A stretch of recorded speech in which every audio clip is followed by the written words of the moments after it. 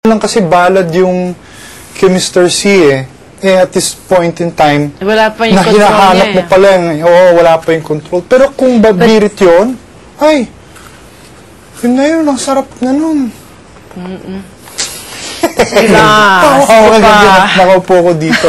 Diyan, nahimik sila, pahinig sila.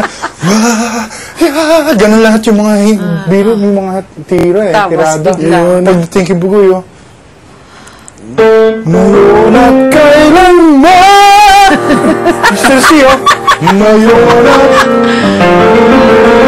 at kailanman gumano siya. Hindi, talaga pig-try ko. Oo, trinay niya talaga.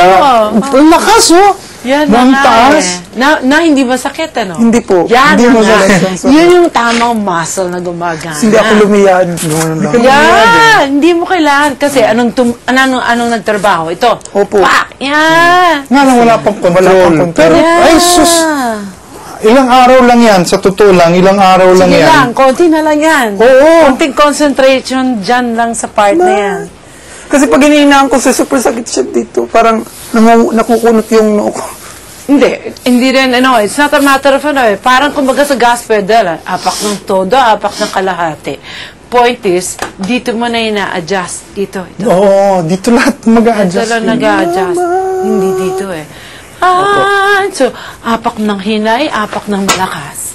Pag kailangan apak ng malakas, sige, apak ng malakas. Pero apak ng hinay, dito mo rin kontrolado. Tingnan mo si Jed, yung high-la niya sa The Prayer, yun eh.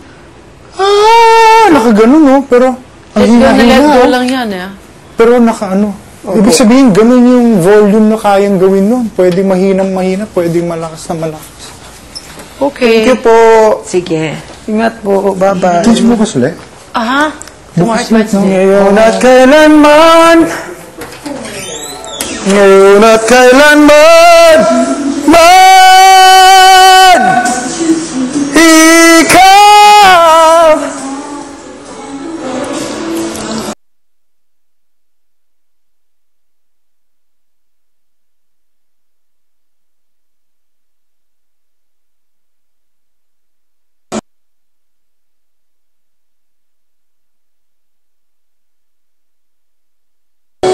Just to be with you,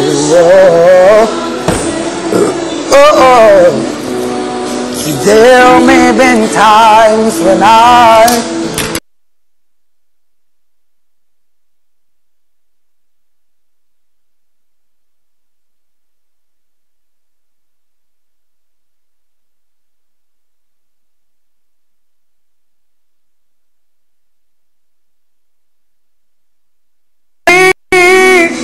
cause some things just happen like they're meant to be, yeah. And it doesn't matter where you are or where you go or what to do. You can't stop my heart from loving you. I've been my